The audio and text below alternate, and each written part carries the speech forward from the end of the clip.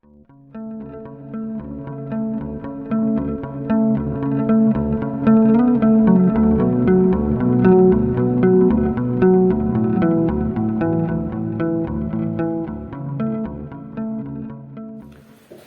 del 5 dicembre 2024 l'affermazione del parroco, del prete della Chiesa dello Spirito Santo a Verona, Don Ambrogio Mazzai, l'affermazione secondo cui nel comune di Verona girerebbe troppa frociaggine. Il riferimento questo termine è stato utilizzato in riferimento al fatto che il comune di Verona ha sistemato davanti alla sua chiesa di quartiere, un albero di Natale di colore fucsia. Fucsia è il colore che la bandiera Pride, la bandiera arcobaleno Pride utilizza come riferimento all'orientamento sessuale. E quindi il prete, che è un noto influencer, ha circa più di 300.000 follower su TikTok, ha un profilo seguitissimo su Instagram ed è un prete che viene intervistato moltissimo dalle grandi firme, dai grandi media anche di moda italiana e grazie a questa affermazione la sua visibilità è ulteriormente aumentata. Sicuramente non cercava una evidenza di questo tipo perché un'evidenza di questo tipo che in parte è stata criticata per il fatto che ha utilizzato questo termine, ed è un termine che secondo la legge italiana è un termine dispregiativo e offensivo, che potrebbe essere passibile di denuncia per diffamazione. Quindi se in un contesto colloquiale una persona dà del frocio ad un'altra persona, quest'altra si potrebbe rivalere da un punto di vista legale denunciando l'altro per diffamazione, in quanto l'uso di questo termine è dispregiativo e altamente offensivo. Però il termine frociaggine è stato già sdoganato dalle alte cariche della Chiesa Cattolica, anzi dalla massima carica della Chiesa Cattolica, sempre in un contesto colloquiale, da Papa Francesco, che il 20 maggio del 2024, quindi pochi mesi fa, aveva richiamato i vescovi italiani in occasione di una riunione della CEI in cui si parlava dei criteri di ammissione dei seminaristi agli studi che poi portano, agli studi e alle pratiche che poi portano alla determinazione di un prete, di discriminare, di fermare quei candidati che hanno un orientamento, che hanno una inclinazione omosessuale, una dichiarata inclinazione omosessuale, definendo questi, dicendo c'è troppa frociaggine in certi ambienti di aspirazione seminarista. Un termine che, ripeto, in un altro contesto sarebbe potuto essere oggetto di una denuncia, ma gli stessi difensori del Papa hanno liquidato la questione dicendo che il Papa non conosce abbastanza bene l'italiano e non sapeva che questo termine era un termine così offensivo. Io non so se il Papa sapesse o meno che questo termine era così offensivo. Certo è, un dato di fatto è che la Chiesa ancora una volta contribuisce alla discriminazione delle persone all'interno della nostra società a seconda del proprio orientamento sessuale. Secondo la Chiesa, gli omosessuali non sarebbero degni di ricevere i sacramenti della Chiesa perché i loro atti sessuali sono definiti non in linea con ciò che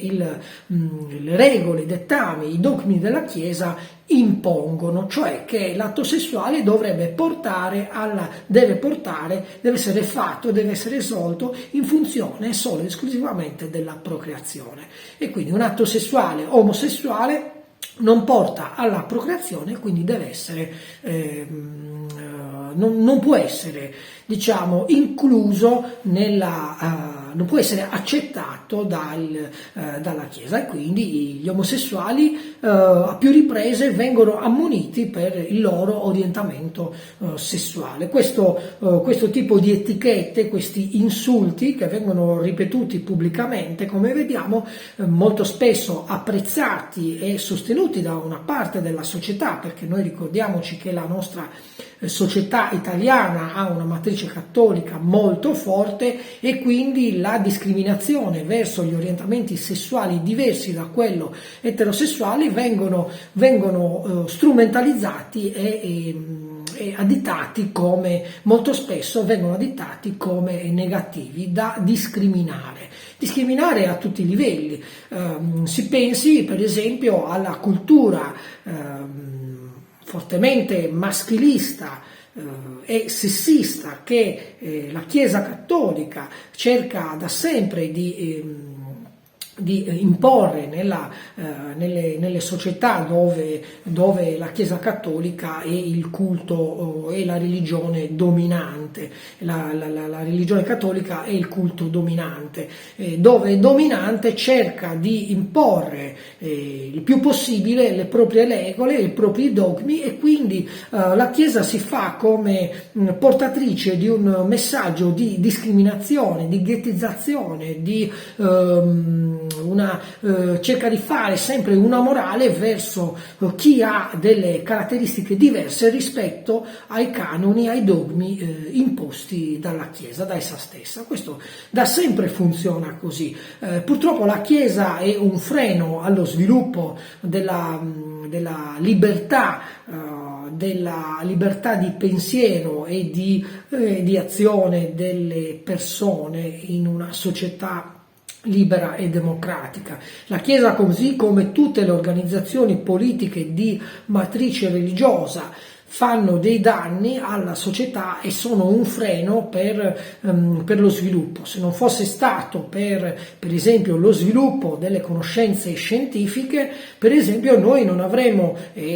conosciuto, non avremmo saputo che l'orientamento sessuale è un orientamento naturale, che viene dal fatto che un uomo o una donna può avere all'interno della sua psiche una componente maschile e una componente femminile. Nell'omosessuale la componente omologa al suo genere sessuale è più dominante. Quindi se io sono un uomo omosessuale ho una componente maschile, una componente femminile più dominante di quella maschile, e quindi vado ad interessarmi, ad avere dei gusti sessuali più tendenti all'omosessualità piuttosto che alla eterosessualità, ed è così che si forma l'orientamento sessuale. Ora c'è da chiedersi perché di fronte a questi dati scientifici che la psicologia ha dimostrato già da diverso tempo, si continua a litigare, si continua a discriminare le persone. Questo lo si fa perché la società è necessario che vengano creati dei conflitti, delle instabilità sociali su cui chi governa, chi gestisce il potere, in questo caso per esempio la Chiesa Cattolica, che gestisce un potere politico ormai da 2000 anni, deve cercare di salvaguardarlo, e lo salvaguardia dividendo la popolazione, creando dei conflitti, e quindi invitando le persone a moraleggiare su ciò che fa, per esempio sotto le coperte, o sul fatto che una persona vada a letto con un uomo piuttosto che una donna, e questo, ripeto, rispondendo a un proprio orientamento sessuale che è del tutto naturale. C'è da dire che Io per esempio vengo da una famiglia cattolica, vengo da una cultura cattolica, e se io vedessi davanti a me degli uomini, due uomini che si baciano, o se vedessi in una riproduzione cinematografica degli uomini che fanno hanno delle effusioni o hanno degli atti sessuali, fanno l'amore davanti a me, io ho un fastidio, ho un fastidio però perché? Ho un fastidio perché ho un retaggio culturale in cui mi è stato detto che l'amore lo possono fare solo un uomo e una donna, non lo possono fare un uomo e un altro uomo, oppure una donna e un'altra donna, e quindi mi trovo psicologicamente un pochino infastidito. Però se sono una persona con un po' di apertura mentale, se ho letto qualche libro di storia, di sociologia, di psicologia, di cultura generale, mi sono reso conto a un certo punto che l'orientamento sessuale è un orientamento naturale, e quindi la mia intolleranza, il mio fastidio nei confronti del fatto che vedo una effusione tra due uomini mi devo fermare a un certo punto, non devo essere così intollerante, non devo andare lì a moraleggiare sul fatto che uno vada a letto con una donna piuttosto che con un uomo. Non sono fatti miei, e quindi io mi fermo. Posso essere infastidito, ripeto, per una questione, per un mio retaggio culturale, ma mi fermo lì. Poi ci sono persone ancora più intelligenti di me, più aperte mentalmente, che non gli dà nessun fastidio il fatto di vedere due persone dello stesso sesso che hanno delle effusioni. Sono persone ancora più aperte, ancora più tolleranti. Poi dall'altra parte ci sono le persone intolleranti che non riescono a sopportare il fatto che quello schema culturale che gli è stato imposto, che gli è stato proposto fin dalla tenera età, quello schema mentale, quello schema culturale potesse essere messo in discussione. Non lo sopporta, la sua rigidità mentale è tale per cui non accetta il fatto che anche un uomo e un altro uomo possano fare l'amore, un uomo e un altro uomo possano baciarsi in pubblico, possano abbracciarsi in pubblico, un uomo e un altro uomo possano prendersi per mano camminando per la strada, in una strada pubblica. E se questo lo fanno, secondo che cattiveria intrinseca ho io, secondo che livello di intolleranza ho, potrei avere delle reazioni violente che una parte della società in parte tollera, giustifica, accetta. E su questa linea di tolleranza verso la discriminazione degli omosessuali si muove anche la religione cattolica, e in particolare quello che stiamo assistendo in questi ultimi anni, quando è venuto a galla un ritorno di pensieri omofobi, di pensieri razzisti, discriminanti, molto più forti rispetto a quello che avveniva paradossalmente negli anni 80 e 90. Adesso c'è un ritorno, c'è una antipatia che si porta a diventare un disprezzo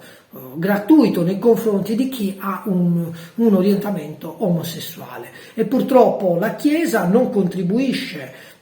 a riappacificare la società, ma anzi giustifica un certo tipo di linguaggio, e quindi abbiamo persone come un prete o un papa che in maniera così colloquiale, in maniera così spontanea, utilizza un termine che in un altro contesto potrebbe essere oggetto passibile di denuncia per diffamazione, perché un insulto, dare del frocio a un'altra persona è un insulto, ma loro lo possono fare gratuitamente e avere anche un certo seguito. Perché il nostro parroco di Verona, lui dice che circa il 40% dei suoi seguaci è d'accordo con l'utilizzo di questo linguaggio, e secondo loro è giusto dire che nel comune di Verona c'è troppa frociaggine in giro.